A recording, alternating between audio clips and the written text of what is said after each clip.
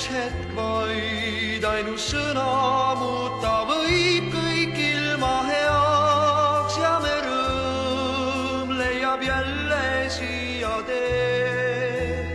tean, et üks hetk vaid, ainus sõna viia võib me õnne kaugele siin ja meid võõraiks muuta nii.